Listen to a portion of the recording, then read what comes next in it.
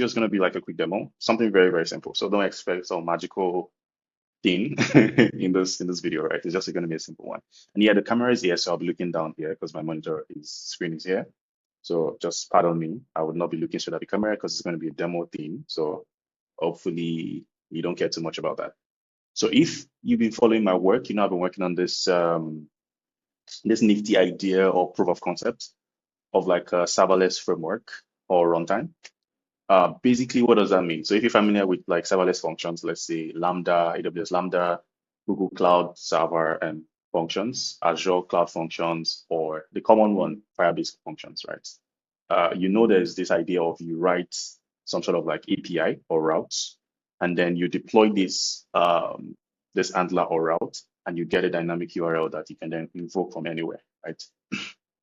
And it's a very snifty idea because you don't get to think about servers, you don't get to think about like deployments or pretty much anything. You just write a function and then you get a URL to be able to invoke that function. And that's pretty much it. So I started trying the idea of like having to create or roll out my own version of this.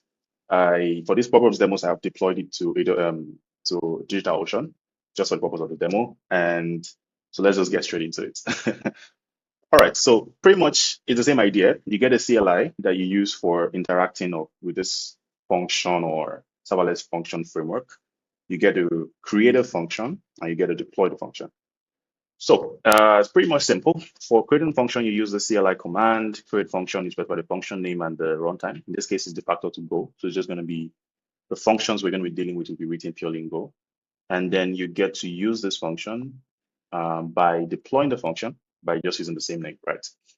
So let's get straight into it. Let me increase my font a little bit. And you can see there's like a bunch of photos for old functions I've created. So we're going to create a new function. But before we do that, just to show you that this is actually indeed running on DigitalOcean, right? It's not my local host, right? So I'm going to create a new, duplicate this real quick and call it like demo func. Yep. And then, so the idea is you get basically the server URL or the host URL and like a service / the function name. So that's pretty much what I specified.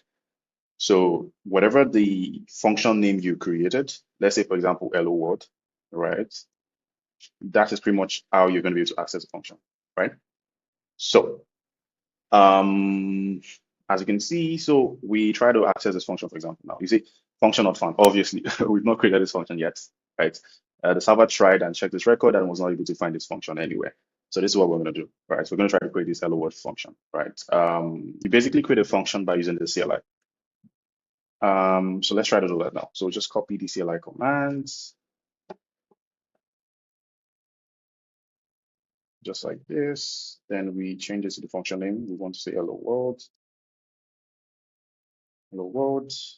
Okay, we need to make sure it's executable. All right, you can see.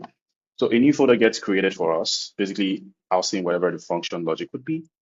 Right, it has like some pre-configuration, you don't have to worry about that for now, at least. So this is what we need, right? The handler. The handler is exactly what we need. So we see that a bunch of predefined or default boilerplates have been created, where if you're familiar with Go, you know this is pretty much just an handler function, right?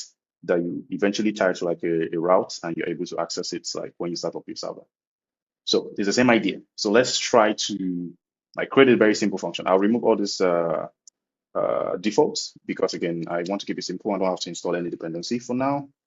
So let's just, I think I have a good logic I can reuse here. I don't want to have to waste too much time trying to do this demo. So let's try to use a custom message. Good, Copilot just helped us with this. So it's going to pretty much say, get the name of the person from the query parameter in the URL, and then whatever the name is, we are able to print this message as a response, say hello, for example, if it's allow them to see from hello world function. Simple enough, right? So let's try to deploy this function real quick. Like you saw, this function is not yet deployed, so even if you try to reach the server, it will say this function is not found. So let's try to deploy this function real quick. So again, it's the exact same command. We specify the function we're trying to deploy, which is hello world. And yeah, we need to specify that this is an executable. All right, so pretty much what is the server doing? The server is basically, there's some sort of compression happening, and then we have to sort of decompress this basically directory on the server side and then we have to like do some bundling of this code in a way to in order to be able to build this as a Docker image. And we're able to, oh, deployment is done. We're able to then store this Docker image somewhere on the server and then basically maintain a sort of like a map. So that when next we try to invoke this function, we're able to say, okay, this is the image that belongs to this piece of code, and we're able to run this. So now let's go back to Postman and try to actually run this. And then, okay, so let's specify the query parameter we specify. Let's say allow MCC. All right, we get this. I love MCC. So when we try to run the function again, we get this the same thing. So just quick one, let's try to change this up a little bit. Let's say, hello, thanks for watching my video. So let's try to deploy this real quick. Okay, let's try to deploy this real quick. Okay.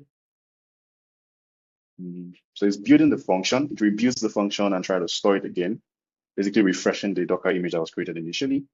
So let's try to do this now. Then we'd say I love MTC. Thank you for watching my video. Pretty much that's it. It's that simple. Bye.